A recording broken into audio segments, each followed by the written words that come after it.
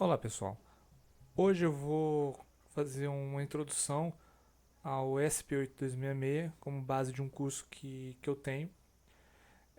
E hoje esse curso é um presente porque hoje, dia 6/12, meu blog completa um ano e eu gostaria de agradecer a todo mundo que me acompanha desde então, né, a todos que mandam perguntas, sugestões ou até mesmo ajudam a responder perguntas que o pessoal faz nos posts, né?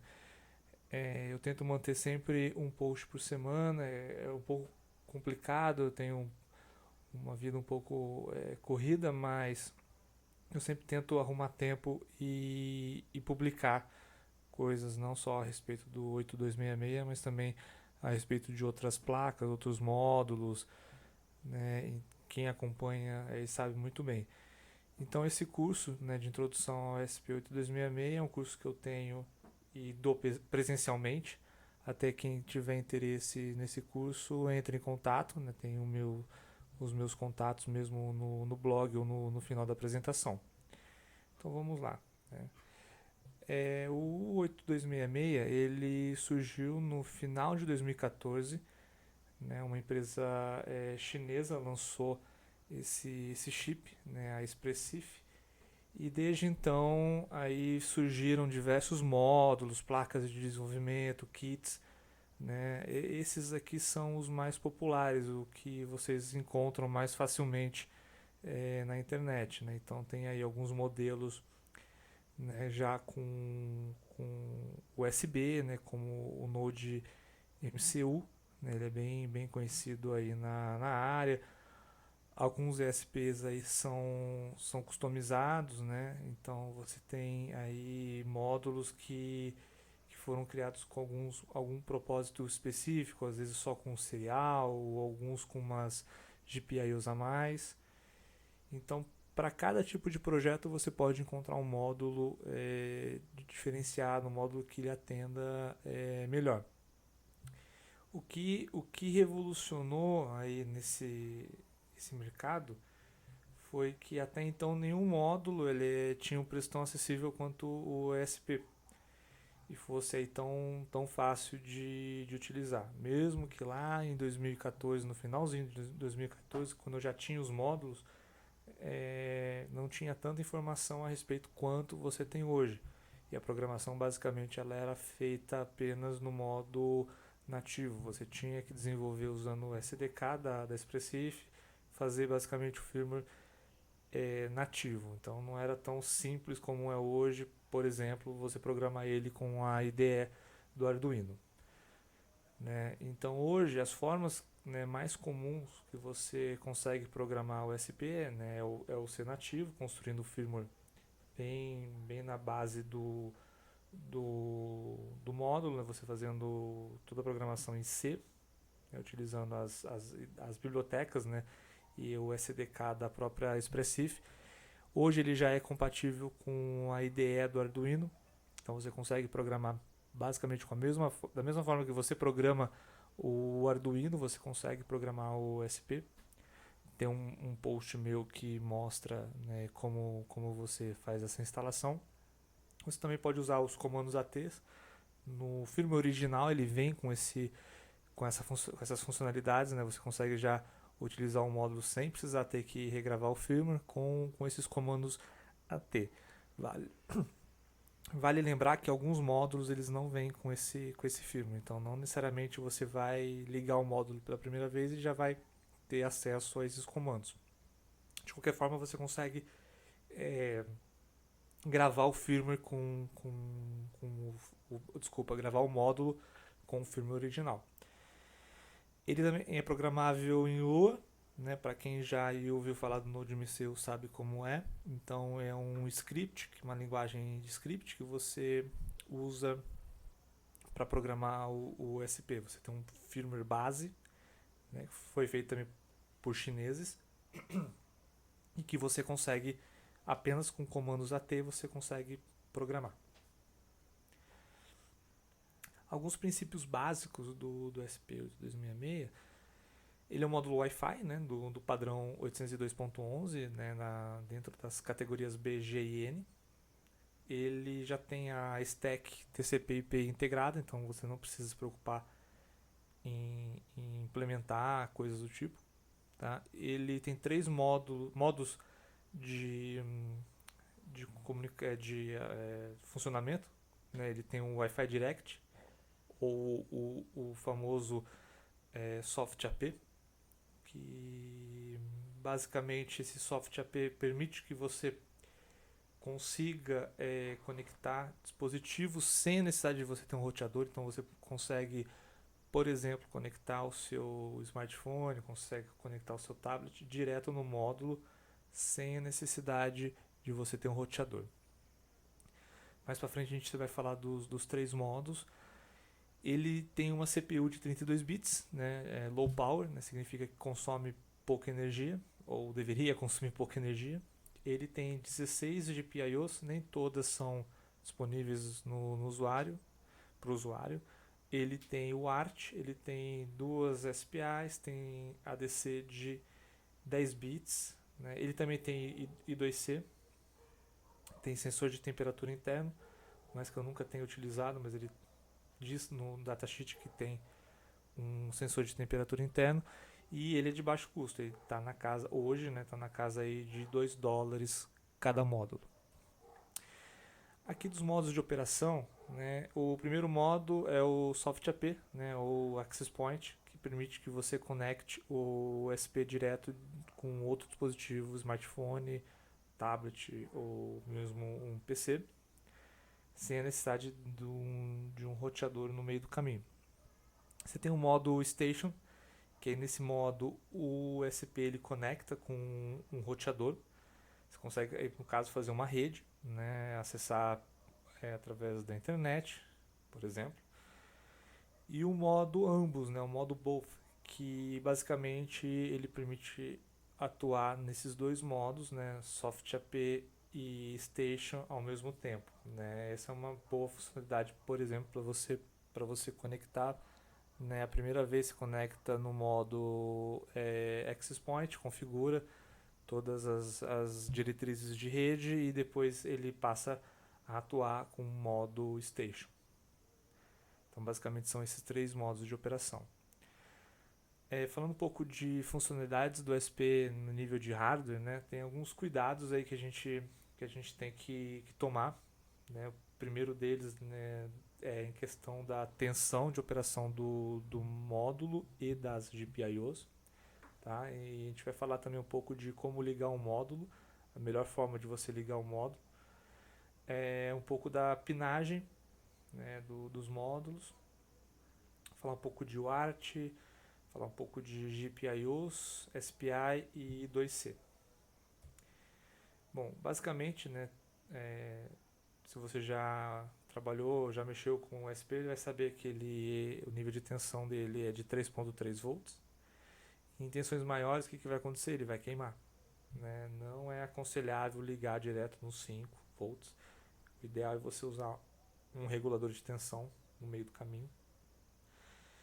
O mesmo se aplica, né, às GPIOs serial, né, também elas não são tolerantes a GPIO, por mais que no datasheet diz que existe uma proteção. Essa proteção é um pouco questionável, né? Eu já vi alguns módulos queimando, né? Então não sei até que nível essa proteção atua. Um pouco a questão do consumo, né? Em picos ele consome cerca de 250 mAh, que pode ser muito se o seu dispositivo está sendo operado via pilha, bateria. Cada GPIO consegue fornecer 12 mAh de carga. Então, dependendo do que você for ligar na GPIO, você não pode ligar direto, você tem que usar um driver, alguma coisa, um transistor, alguma coisa assim para fazer atuar como driver. Algumas GPIOs têm funções no boot, então dependendo da GPIO que você vai utilizar, no momento do boot, ela pode ser utilizada para entrar em modo boot ou o envio de algumas informações ali naquele momento do boot. O ADC ele tem 10 bits, E uma coisa bem importante para dizer do ADC é que o nível de tensão dele é até 1 volt. Então, se você for ligar qualquer dispositivo no ADC, você tem que levar em consideração isso. No máximo 1 volt. Então, você tem que usar ou um divisor, dependendo da tensão que você está atuando, você tem que usar um divisor de tensão. Somente 3 PWM simultâneos no caso do Node MCU. Tá programando em Lua. Se você for programar em outra linguagem, você pode ter outros pinos atuando também como PWM, além somente desses 3 do Node MCU. Aqui está um diagrama de como ligar o SP com o FTDI. Tá? No caso aqui, como esse FTDI ele não tem a seleção de nível de tensão para 3.3, faz-se necessário usar um regulador de um divisor de tensão, no caso 2 resistores atuando como divisor resistivo. E você também, o ideal é usar uma alimentação externa, né? Porque normalmente esses FTDIs eles não conseguem fornecer corrente suficiente para o ESP ligar no modo Wi-Fi. Por exemplo, você pode até conseguir fazer a gravação do firmware, mas na hora de você ligar o Wi-Fi, né, pelo pino que é o CHEN, né, o Chip Enable, Power Down, desculpa, o Chip Power Down, CHPD, você não vai ter corrente suficiente para operar o modo. Então muita gente vem me procurar dizendo que não está conseguindo fazer, consegue programar, consegue fazer tudo direitinho, mas na hora de fazer funcionar o SP não funciona. O que está acontecendo? Está ligando a alimentação do SP vindo do FTDI, e o FTDI não aguenta. Tá? Esse 3.3 do FTDI normalmente ele vem de um regulador interno no chip. Então o ideal é usar um regulador externo de 3.3. Aqui é a pinagem de alguns módulos mais conhecidos, né? O SP01 aí foi o primeiro que saiu no mercado, né? E depois aí SP07, o 12 e o 03. O SP01, como vocês podem ver, só tem duas GPIOs disponíveis, né? GPIO 2 e GPIO 0. Por mais que você consiga utilizar também o RX e o TX como um GPIO. E tem um vídeo, um post meu que ensina como fazer isso. Né? Então você tem ali o pino de terra, o primeiro pino, o GND, né? Depois você tem o sexto pino, que é o CHPD, que é o Chip Power Down. Então você precisa, para ligar o módulo, você precisa que esse pino seja conectado no VCC, no 3.3 volts. O ideal é que utilize um resistor de 10K para limitar a corrente. O pino do reset, que é o pino 7, e o pino 8 do VCC. A GPIO 0 ela é importante porque é ela que a gente tem que colocar ligada em pull down, né, ligar no terra, no momento do boot para entrar no modo flash, né, para você entrar no modo que possibilita gravar o firmware. Também é aconselhável usar um resistor de 10K, né, entre o pino e o GND. Os outros pinos, os outros módulos, basicamente eles vão manter a mesma estrutura desses pinos do SP01, com a adição de alguns pinos, né? Então você pode ter, por exemplo, no 07 e no 12, que basicamente eles são o mesmo formato. A diferença é que um usa uma antena cerâmica e o outro usa uma antena de PCB, uma antena de trilha.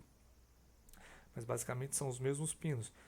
Então você tem ali alguns pinos, né, com dois modos de operação. Né? Você tem, por exemplo, o GPIO 14, que pode ser também utilizado no caso de uma SPI. Então são todos esses pinos aqui que são utilizados. Né? No caso, também um detalhe, a GPIO 2, ela em alguns momentos ela atua como um TX de serial. Então, por exemplo, no momento do boot, ela envia algumas informações de debug. Então, Se você ligou um LED, ligou alguma coisa na GPIO 2, no momento do boot, você vai notar que existe uma variação de sinal nesse pino. Isso é normal, porque essa GPIO ela é utilizada para debug em determinados momentos, como no caso do boot. Então, se caso você estiver enfrentando algum problema desse, saiba que é por esse motivo. Algumas placas, né, de desenvolvimento que surgiram no mercado, como por exemplo o Node MCU, vieram a facilitar o desenvolvimento, já que você basicamente liga a placa direto na porta USB. Ela disponibiliza todos os pinos, já que o módulo tem, não tem nenhum pino adicional. Né? Basicamente, você não tem nenhuma expansão de pino. A vantagem é que simplesmente você já liga, você não precisa se preocupar com alimentação, você não precisa se preocupar com ligar os pinos em pull down ou pull up. Então, basicamente, é uma placa que você simplesmente conecta na USB e já pode sair utilizando. Essa placa não necessariamente você precisa utilizar o firmware Node MCU. Você pode desenvolver na IDE Arduino ou desenvolver em C nativo. Não é exclusivo para programar em Node MCU. Por mais que o nome dela seja Node MCU, não faz diferença a forma como você vai programar. Esse aqui já é o Node LHC, é uma placa que a gente fez aqui no laboratório Hacker de Campinas. A gente fez essa placa por motivos de aprendizado, né, para a gente aprender alguns processos aí de fabricação de PCB, etc. Tá? Mas é basicamente o que ela faz a mesma coisa que o Node MCU faz. Ela tem um FTDI embarcado, então é basicamente também você ligar ela na USB e utilizar. Se quiser mais detalhes da placa, tem um post, tem um link aqui embaixo dizendo o que essa placa ela faz, mais em detalhes. Algumas funcionalidades aqui, voltando, né, nas funcionalidades de hardware. A UART, né, ela pode ser utilizada, né, em comunicação entre dispositivos. Você pode ter um Arduino conectado na UART. Ela é utilizada também para programação, né, e o flash do firmware. As velocidades, né, elas vão até mais do que 115 e 200. Né, eu já testei aí com velocidades maiores, só que ela fica um pouco instável. Né, 115 e 200 é uma velocidade bem ok para trabalhar com SP. Voltando lá ao assunto do 3.3, né, é necessário converter o sinal para 5. Né? Então, se você for utilizar esse módulo com algum dispositivo que não case a tensão, né, na verdade você tem que converter para 3.3. Né? Ou se você for conectar com um dispositivo que é 5, você tem que elevar esse nível 3.3 para 5, né? Dependendo aí do dispositivo. Normalmente a gente tem aí algumas técnicas para fazer isso. E a UART também ela é utilizada para debug. Em relação a fazer essa conversão do sinal, né, tem várias formas. A primeira é utilizar um divisor resistivo.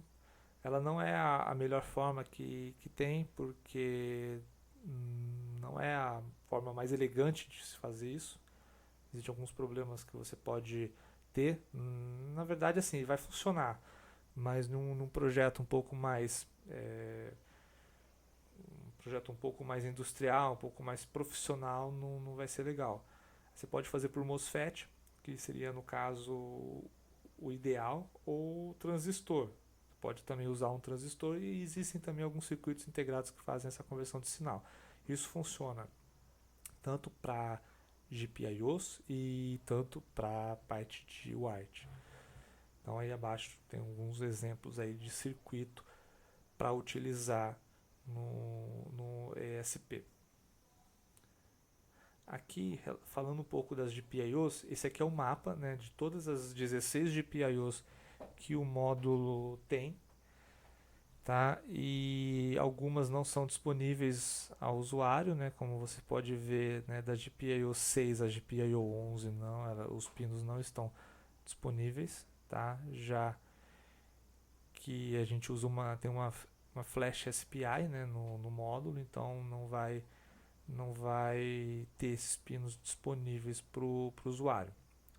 E os pinos têm várias funções, né? Então você pode ter várias funções no pino e você configura, dependendo do teu uso, o que esse pino vai fazer. A GPIO 16 ela tem uma característica peculiar que, como ela é utilizada, né, para modo sleep, né, dependendo do que você for utilizar, você pode você pode ter aí algum comportamento não muito agradável, né? Basicamente, se você botar o seu módulo para no sleep, dependendo do que você está fazendo com a GPIO 16, você não vai conseguir trazer esse módulo de volta. Então tem que ter um pouco de cuidado aí para utilizar a GPIO 16. Existem, né, dois. Se você for utilizar um switch, por exemplo, um botão no SP, você, dependendo da GPIO que você utiliza, você pode tanto fazer um botão para pull-up, né, quando você coloca o nível de sinal de baixo para alto, ou um pull-down, que quando você coloca ele de nível alto para nível baixo. Então aqui estão dois circuitos de como fazer aí um pull-up e um pull-down. A parte de instalação de SDK e IDE, né, tem post no meu blog, tá? Então é bem tranquilo seguir, mas dependendo da forma como você for programar, você precisa usar o SDK nativo. Existe também o Explorer, que é um aplicativo que ajuda muito na programação do ESP em Node.mcu, tá? E aí, no caso, também tem a IDE Arduino com o plugin para o ESP8266. Não é basicamente você instalar a IDE Arduino e sair utilizando. Existe um procedimento para instalação de um plugin, mas é bem tranquilo, é só seguir todo o tutorial que eu passei, você não vai ter problema nenhum. Falar um pouco, né, da programação com Node.mcu. A programação ela é feita em script Lua, tá? Lua, só para quem não sabe, é uma linguagem de programação que nasceu aqui no Brasil, mais especificamente lá na PUC do Rio de Janeiro. E hoje é muito utilizado em jogos, mas ele vem ganhando aí um espaço bem interessante no desenvolvimento de soluções embarcadas. Ela tem uma curta curva de aprendizado, é bem legal de mexer, existem algumas peculiaridades no Lua, mas é bem fácil. No caso do Node.mcu, você consegue fazer um código funcional para o Node.mcu em poucas linhas de código. Se quiser mais detalhes, tem aí o link para o site do desenvolvedor. A parte de programação com Arduino também é bem idêntica a como é feita, né, obviamente, com Arduino. Então, se você já está acostumado a mexer com Arduino, vai ser bem tranquilo essa transição, tá? Já que você consegue também fazer reuso de códigos desenvolvidos no Arduino. Claro que dependendo da biblioteca que você for utilizar, dependendo do recurso, né, não vai ter algo similar no SP, ou tem, mas vai ter que fazer alguma alteração. E obviamente você tem um reaproveitamento de conhecimento, né? Então você não precisa aprender uma linguagem nova, você não precisa aprender como mexer numa IDE nova, né? Se você já tem familiaridade com o Arduino, né? Eu recomendo bastante utilizar a IDE Arduino para programar no SP, pelo fato também de que existe muito mais informação disponível na internet a respeito de Arduino, né? E como eu disse, várias partes do código você consegue reaproveitar, então fica muito mais fácil você fazer o seu programa, tá? Então eu recomendo muito utilizar a IDE Arduino para programar no SP. Uma coisa também que muita gente confunde é: mas eu preciso ter um Arduino para programar? Não, você não precisa, você está utilizando apenas a IDE, a forma de programar muito parecida, mas não, você não precisa, você programa direto no SP, sem a necessidade de colocar um Arduino junto. Tá? Aqui eu deixo alguns links úteis, né? Aqui tem links do meu blog, tem links de alguns lugares já conhecidos aí da comunidade. E também, se precisar recorrer ao Google, sempre ajuda, né? Eu principalmente uso bastante o Google aí para buscar informações. Até alguns de vocês vieram a encontrar o meu site, o meu blog pelo Google.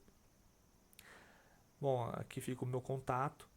Tá? Se precisar de alguma coisa, entre em contato com a gente no e-mail ou entre lá, tem no site tem um formulário de contato. E é isso. Espero que vocês gostem do treinamento e espero também que vocês continuem a acessar o meu blog, a ver todo o conteúdo que é publicado. E espero aí ter mais alguns anos aí de blog para a gente compartilhar informação. Então aqui fica o meu muito obrigado e espero vocês lá no blog.